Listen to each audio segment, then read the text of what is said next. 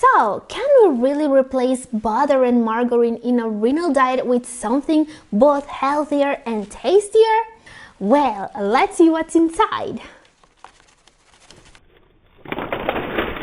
Oh, so this nutrient-dense superfood will lower your cholesterol, has basically no potassium or phosphorus, and it's even yummier than butter. Great! Hello, this is Catherine. Welcome to Double Kidney.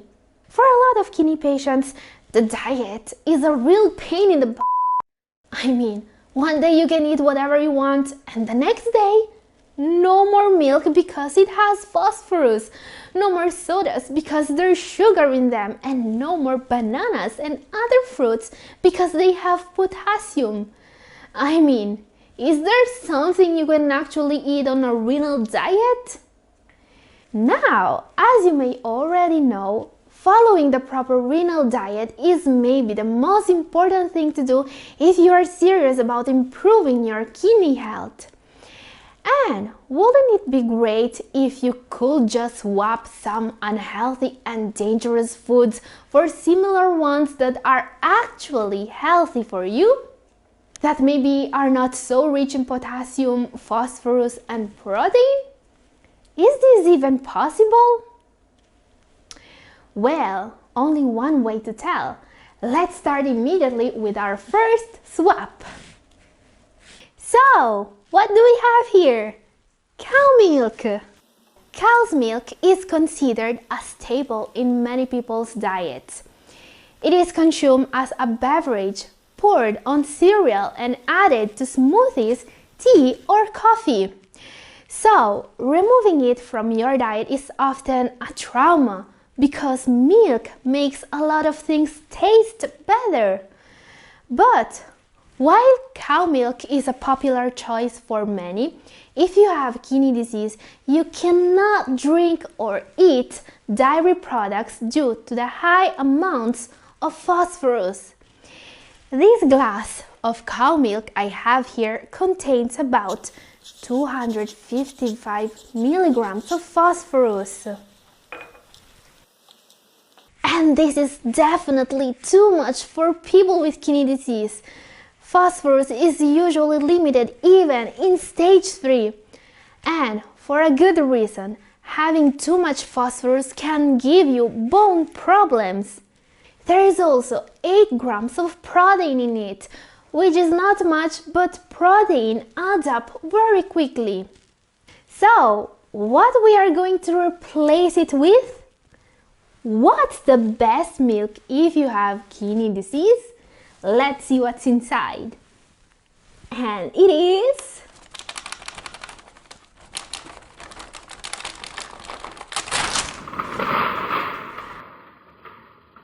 unsweetened almond milk. Almond milk is a tasty, nutritious, dairy-free milk alternative that has many important health benefits. It is low in calories and sugar and high in calcium, vitamin E, and vitamin D. And most of all, it has really little phosphorus in it. Now I have 2 glasses of milk right here. The cow milk one contains about 255 milligrams of phosphorus, as we can see. But do you know how much phosphorus there is in a glass of almond milk? It is just 24 milligrams and just 1 gram of protein. Remember that people with kidney disease are usually recommended to get no more than 800 milligrams a day of phosphorus. Now, this quantity may be higher or lower for you, depending on your lab test results, but it's unusual that your doctor will tell you not to limit phosphorus. So, if you drink just 1 glass of cow milk, you'll be at 1/3 of your daily phosphorus allowance, and you wouldn't be able to eat other fruits, vegetables, and dairy products for that day. On the other hand, this full glass of almond milk has just 24 milligrams of phosphorus. Now, there are a couple of things worth knowing about almond milk. Not all brands are created equal. First of all, your almond milk should be unsweetened. All the benefits will be useless if you drink it with a ton of sugar. But sugar is often added to enhance flavor of these beverages, so be very careful, read the label and try to avoid brands that list sugar as one of the first 3 ingredients. Also, a lot of brands make fortified almond milk with calcium and vitamins that could be useful because cow's milk is rich in calcium, which is vital for healthy bones and preventing osteoporosis. Most non-dairy milks are fortified with it, so choose one that contains at least 120 milligrams of calcium per 3.4 ounces or 100 milliliters. So, as I always say, check the label of what you're buying very carefully.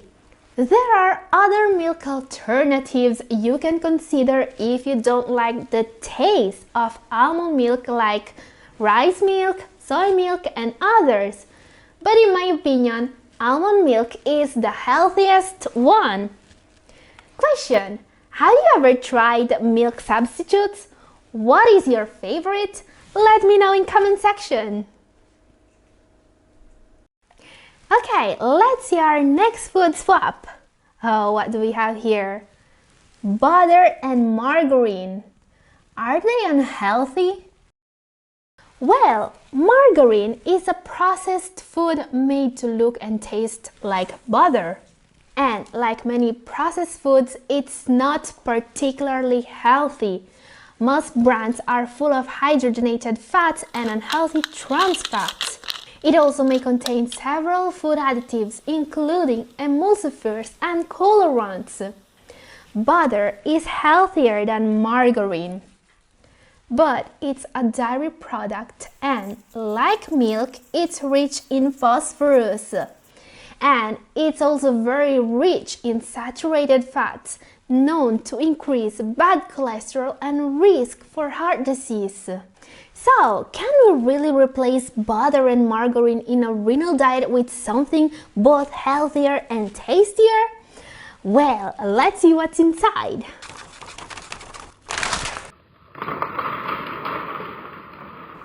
Olive oil! Why is olive oil so healthy? Olive oil is the natural oil extracted from olives, the fruit of the olive tree. Here I have some leaves. It has no phosphorus and it's rich in antioxidants.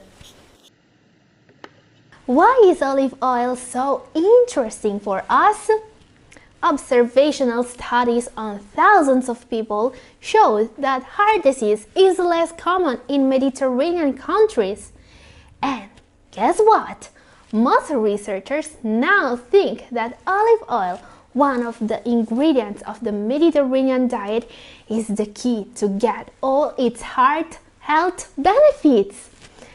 Actually, extra virgin olive oil protects against heart disease in several ways. It fights the inflammation thanks to its antioxidants, improves the lining of your blood vessels, and may help prevent excessive blood clotting. This is why people from countries that use olive oil instead of other oils, butter or margarine, have lower chances of heart disease and even cancer. Now you might tell me, okay, it's good for heart disease and cancer, but what about the health of the kidneys? That's what we are here for, right? Well, olive oil is rich in polyphenols, oleic acid, and antioxidant compounds, which will protect the kidneys from oxidation and inflammation. These antioxidants are biologically active and may reduce your risk for chronic diseases. Also, remember that our body is not made from separate components. It's a system that's made to work as one. So what will affect the health of the heart, like the trans fat in margarine, will cause damage to the kidneys too, because they are strictly connected and one cannot work if the other doesn't. This is why olive oil, which has been proven by a very large review of studies involving more than 840,000 people to reduce the risk for stroke and heart disease, is so healthy for the kidneys too. Olive oil can be used in almost any cooking that requires margarine or oil, but to get the best from it, use it as a salad dressing or as a dip for bread. Olive oil is a high-calorie food, so don't overuse it if you want to lose weight. On the other hand, people with advanced kidney disease that may have trouble keeping weight on could find a great ally in this superfood. Okay, time for our next food swap that will improve the health of your kidneys. Pasta, another staple food. My life wouldn't be the same without pasta. But there are a couple of problems here.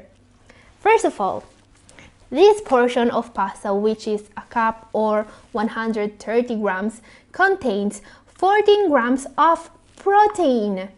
This may be already too much protein for a lot of kidney patients.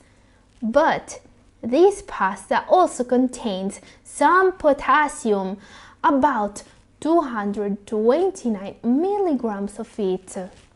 So, there are a lot of people with kidney disease that need to avoid to eat pasta. Wouldn't it be great if you could enjoy all your favorite pasta dishes without sacrificing the health of your kidneys? Well, let's see if it's possible. Let's see what's inside.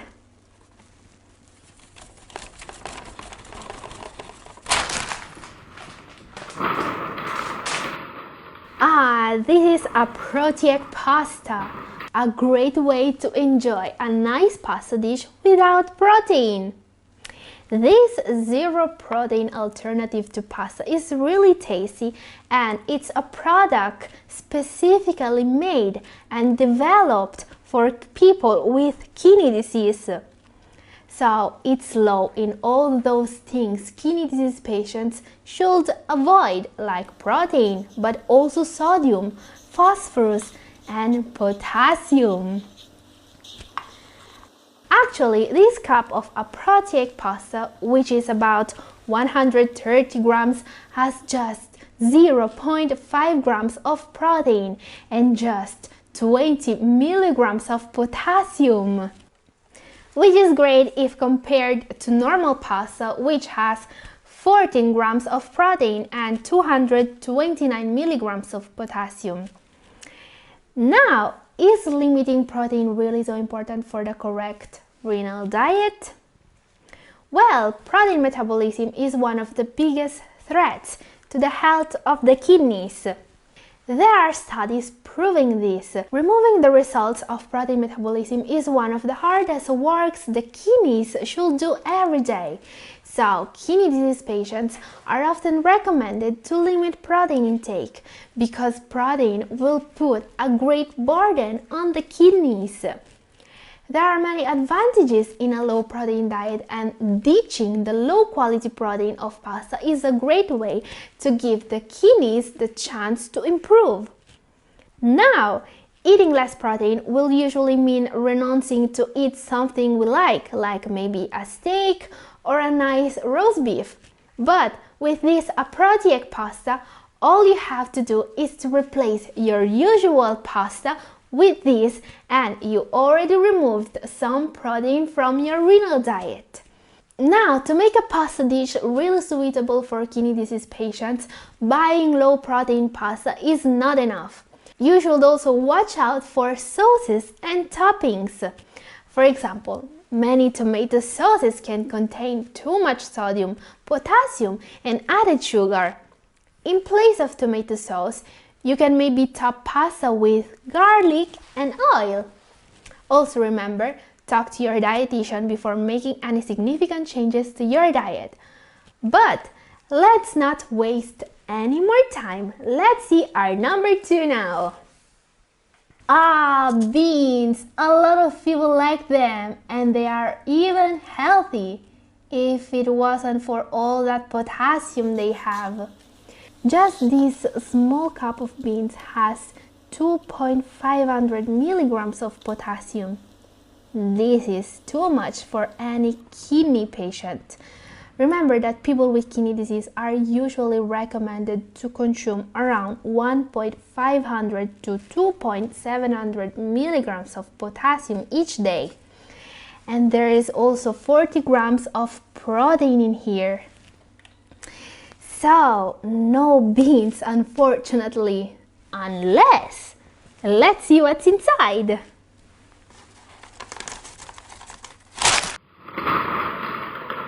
Oh, green beans! But are these healthy? Also called string beans, these are unripe varieties of the common bean. Not only are green beans a nice, crunchy, low-calorie food, but they also provide many key nutrients. They are a good source of vitamin C, dietary fiber, folate, vitamin K, and silicone, needed for healthy bones, skin, and hair. And most of all, they have just 211 milligrams of potassium and 2 grams of protein. A great improvement from normal beans. Also, 1 cup of raw green beans has 2.7 grams of fiber. Really healthy. Now, legumes are one of those food groups that has been unfairly demonized. While it's true that legumes contain anti-nutrients, which can interfere with digestion and absorption of nutrients, they can be eliminated by soaking and proper preparation. Also, green beans are rich in polyphenols, antioxidants, useful to fight the effects of free radicals. And there's even more. Green beans are rich in a peculiar type of carb, really healthy for your kidneys. These carbs are different from most other because they can lower glycemic index instead of increasing it. All these properties make a side of green beans a really great choice for people with kidney disease. Okay, time for our number 1. So, what we have here is a bottle of Coca-Cola. Question: is it so bad to drink a glass of this once in a while? Well, even if it wasn't for all the dangerous additives and chemicals in it, just a single glass of Coke has a whopping 37 grams of added sugar. That's about 10 teaspoons per glass. And other sodas are not better. There's a lot of researchers strongly linking the regular consumption of Coca-Cola and other sugary drinks to a rapid decline of kidney function. These drinks have adverse effects on brain, liver, and cardiovascular activity. What should you drink instead? Let's see what's inside.